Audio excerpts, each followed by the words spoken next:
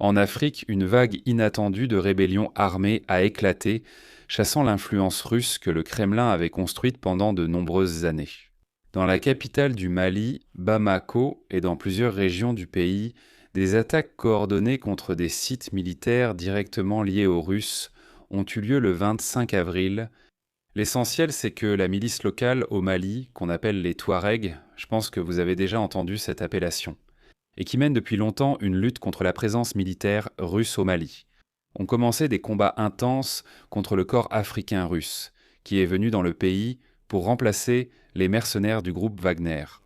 Et ce qui est intéressant, c'est que en 2024, il a été rapporté que ces mêmes Touaregs pouvaient recevoir un soutien militaire de la part du renseignement ukrainien. Je suis Alexei Petchi, discutons de ce sujet. Mais avant de commencer, je vous demande de vous abonner à la chaîne, de liker cette vidéo, de laisser n'importe quel commentaire sous cette vidéo et de vous abonner à mon canal Telegram Petchi News. Le lien se trouve dans la description de cette vidéo. Ainsi, l'influence russe en Afrique, que le Kremlin a construite pendant des années, se retrouve aujourd'hui gravement menacée.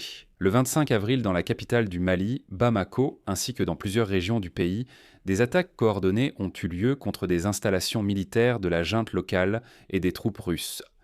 En particulier, des frappes ont visé la plus grande base de l'armée à Kati, près de la capitale, où, dans la matinée du 25 avril, des explosions ont retenti et des échanges de tirs intenses ont duré plusieurs heures.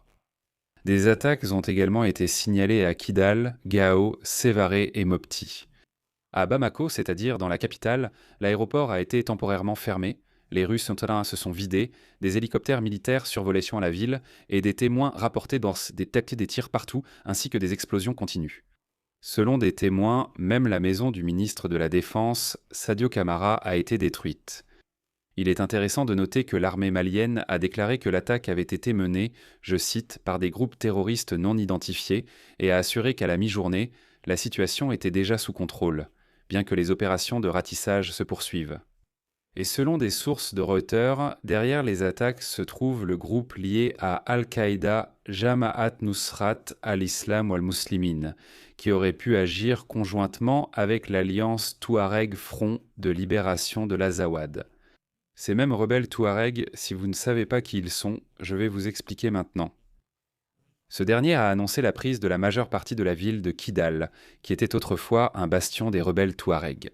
Et donc la ville de Kidal, je vous propose de bien la retenir, on y reviendra, c'est un point clé dans cette histoire. Ici, je dois tout de suite expliquer pourquoi ce sujet est si important.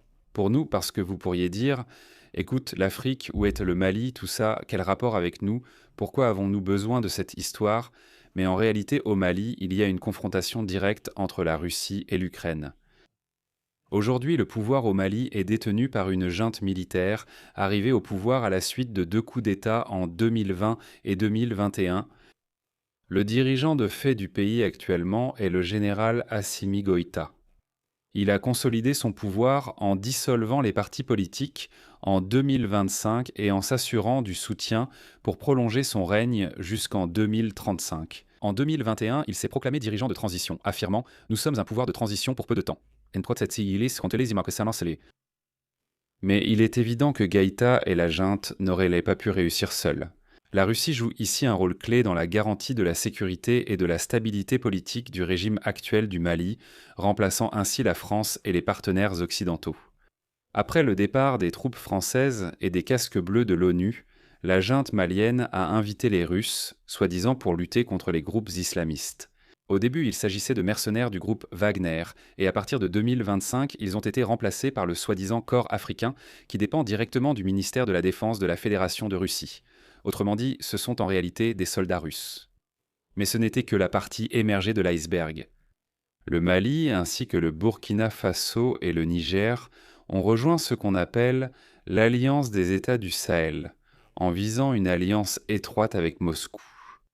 Et dans ces 3 pays, les combattants russes ont aidé les juntes à prendre le pouvoir. Et maintenant, tous ces pays, avec la Russie, coordonnent leur position à l'Organisation des Nations Unies et s'opposent à l'influence occidentale.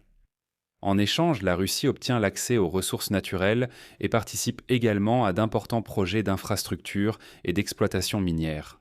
Si l'on parle du Mali, il y a beaucoup d'or là-bas. Et les Russes extraient essentiellement cet or du Mali en échange d'aider la junte à maintenir son pouvoir par des moyens militaires. Et en fait, Assimi Goïta reste au pouvoir précisément grâce aux forces de sécurité russes qui protègent les bâtiments gouvernementaux et aident lors des opérations contre les rebelles. Mais d'un autre côté, il y a ces mêmes rebelles touaregs. Et là, c'est encore plus intéressant. En juillet-août 2024, les rebelles touaregs au Mali ont infligé une lourde défaite aux combattants du groupe Wagner et aux forces gouvernementales. Et le même jour, à la même période plus précisément, les premiers rapports sont apparus indiquant que les Touaregs étaient soutenus par le renseignement ukrainien, la direction principale du renseignement du ministère de la Défense de l'Ukraine, précisément pour lutter contre l'influence russe. Cela a d'ailleurs entraîné la rupture des relations diplomatiques entre le Mali et l'Ukraine. Et ici, il est important de noter qu'en juillet 2024, dans la région de Tinzaouaten, ce sont ces mêmes rebelles touaregs qui ont détruit la colonne de la SMP Wagner. Ils ont confirmé qu'ils avaient des informations provenant de l'Ukraine.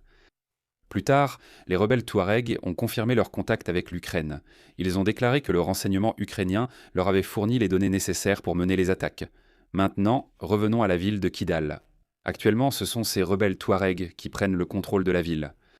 Cette ville a une importance clé, parce que ces dernières années, des forces soutenant la junte malienne y étaient stationnées, y compris des mercenaires russes du corps africain du ministère de la Défense de la Fédération de Russie. Parallèlement, le 25 avril, les Touaregs ont attaqué les positions de ces mêmes Russes dans les villes de Kati et Bamako. Les experts qualifient ce qui s'est passé de plus grande attaque coordonnée de ces dernières années et d'épreuve sérieuse pour le régime dirigé par Assimi Goïta. Et il est important de noter que les autorités maliennes s'appuient en grande partie précisément sur la présence russe. Mais les Russes, comme vous le comprenez, sont déjà affaiblis eux-mêmes à cause de la guerre en Ukraine. C'est pourquoi il est également important pour nous de discuter et d'examiner ces événements au Mali, sans éluder le sujet en disant que c'est loin en Afrique. Et j'ajouterai dans cet épisode un autre sujet qui n'est pas lié à l'Afrique, mais qui est lié au déclin de l'influence de la Russie dans le monde. Le même jour, le 25 avril, l'Agence spatiale européenne a démantelé le complexe de lancement pour les fusées russes Soyouz ST au cosmodrome de Kourou en Guyane française. Bien sûr, ce n'est plus l'Afrique, c'est l'Amérique du Sud, mais tout de même. La tour de service mobile de 52 mètres a été détruite par une explosion. Et vous le voyez maintenant sur vos écrans. Les infrastructures restantes, y compris le complexe d'assemblage et d'essai, la voie ferrée, le réservoir d'oxygène liquide et les stations de ravitaillement. Elles seront transférées à la start-up Maya Space. C'est une filiale de la société française Arianespace, créée pour lancer une nouvelle fusée. Le premier lancement est prévu pour 2027. Je tiens également à souligner ici que la coopération entre l'Agence spatiale européenne et Roscosmos, qui a duré 15 ans, pour la mise en orbite des engins spatiaux, a été interrompue en raison de l'invasion de l'Ukraine par la Russie en 2020. C'est alors qu'en France, ils ont compris. Pourquoi devrions-nous coopérer avec les Russes ? Pourquoi avons-nous besoin d'eux ? C'est alors que la société Maya Espace a été fondée, remplaçant ainsi les Russes. En mars 2025, la société Maya Space a signé son premier contrat commercial pour les lancements de la fusée Maya, dans l'intérêt de la société française ExoTrail. En janvier 2026, un accord a été signé avec Eutelsat pour le lancement du satellite OneWeb. Mais aujourd'hui, les Français ont décidé de se débarrasser définitivement du vestige russe sur leur territoire d'outre-mer. Voilà comment Poutine a encore une fois surpassé tout le monde, en Afrique comme en Amérique du Sud. Russes, réjouissez-vous. Je vais m'arrêter ici. Donnez votre avis et vos conclusions dans les commentaires sous cette vidéo. Abonnez-vous à la chaîne, activez la cloche. Et n'oubliez pas de mettre un like. Si vous souhaitez soutenir le travail de cette chaîne YouTube, vous pouvez le faire avec n'importe quel don ou un abonnement payant en tant que sponsor. Utilisez les liens et coordonnées en description. Soutenir la chaîne Alexei Pichi. Choisissez le format de soutien qui vous convient. Je serai reconnaissant pour tout soutien que vous apporterez à cette chaîne. C'est tout pour aujourd'hui. Prenez soin de vous. Au revoir à tous.